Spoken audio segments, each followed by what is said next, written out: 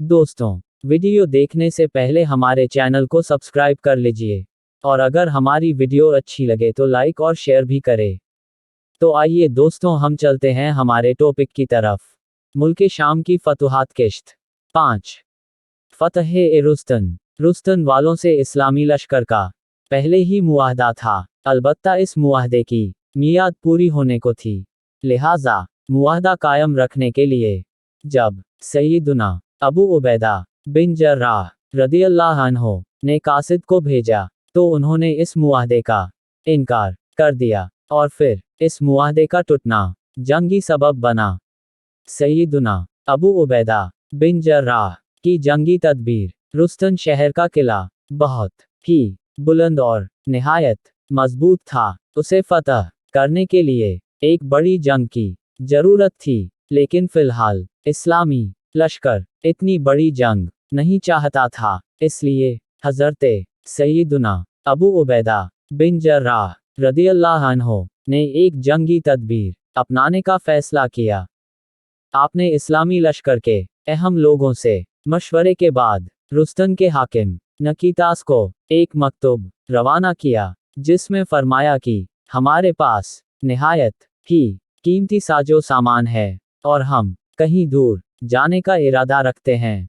यकीनन इतना कीमती और कसीर सामान हर जगह साथ रखना निहायत ही दुश्वार है। लिहाजा हम ये सामान तुम्हारे पास अमानत के तौर पर रखवाना चाहते हैं, जो वापस आकर ले लेंगे।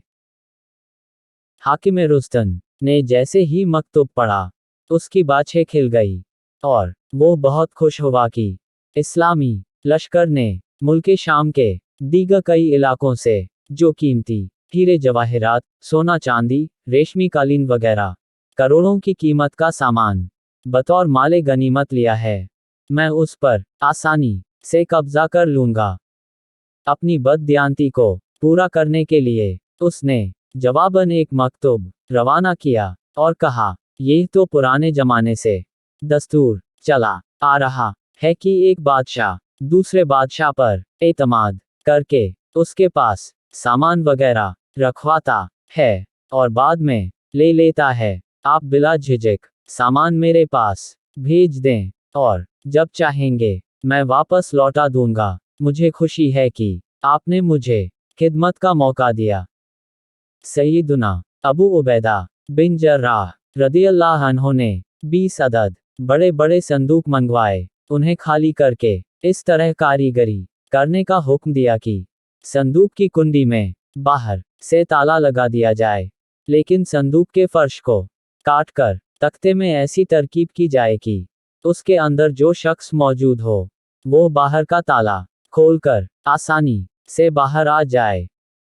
जब संदूक तैयार हो गए तो आपने 20 सहाबा किराम का इंतखाब फरमाया और इन पर हजरत सैयदुना अब्दुल्ला बिन जाफर तैयार रदियल्लाहु अन्हु को मुकर्रर किया। उन्हें इस बात की हिदायत की कि तमाम मुजाहिद एक साथ संदूक से निकलें और नाराए तकबीर लगा कर जल्द अज जल्द किले का दरवाजा खोल दें, जहां हजरत सैयदुना खालिद बिन वलीद रदियल्लाहु अन्हु अपने साथियों के साथ मौजूद होंगे। तमाम संदूकों में मुजाहिदीन को तलवारों समेत बंद करके हाकिम नकीतास के पास भेज दिया गया। जब संदूक उसके पास पहुंचे तो वो खुशी से फूला नहीं समा रहा था।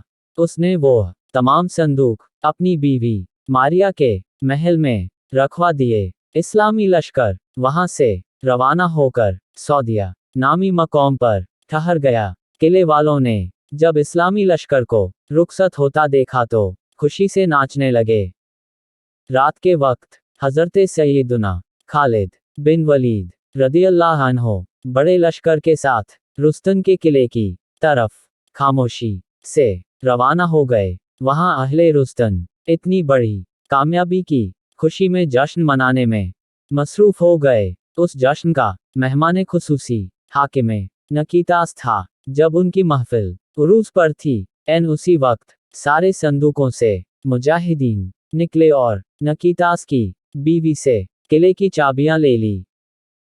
किले का दरवाजा खोलकर तमाम मुजाहिदीन ने नारा-ए तकबीर की सदाएं बुलंद की। सैयदुना खालिद बिन वलीद रदियल्लाहु अन्हु अपने लश्कर समेत किले में दाखिल हो गए और उस जगह को घेर लिया जहां जश्न हो रहा था। फिर इस्लामी लश्कर ने एक जोरदार नारा-ए तकबीर लगाया, जिससे तमाम रूमियों के दिल दहल गए, सबके सांस फूल गए।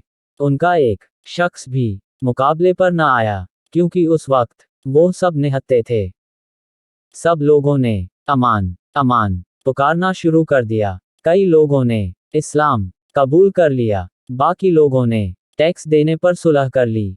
हाकिम नकीतास ने न तो इस्लाम कबूल किया और न ही सुलह की, बल्कि सैयदुना खालिद बिन वलीद रदियल्लाहु अन्हु से अर्ज किया कि मुझे अपने घरवालों समेत यहाँ से जाने दे, जिसे खालिद बिन वलीद रदियल्लाहु अन्हु ने कबूल कर लिया। इस तरह वो किला छोड़कर चला गया।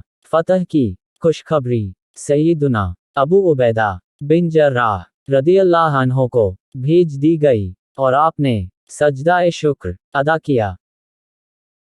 तो दोस्तों, यहाँ 5वीं किश्त का इख्तिताम हुआ। बाकी की जानकारी अगले वीडियो में। तब तक के लिए अल्लाह हाफिज। दुआ में याद रखना और हमारा चैनल सब्सक्राइब करना मत भूलना।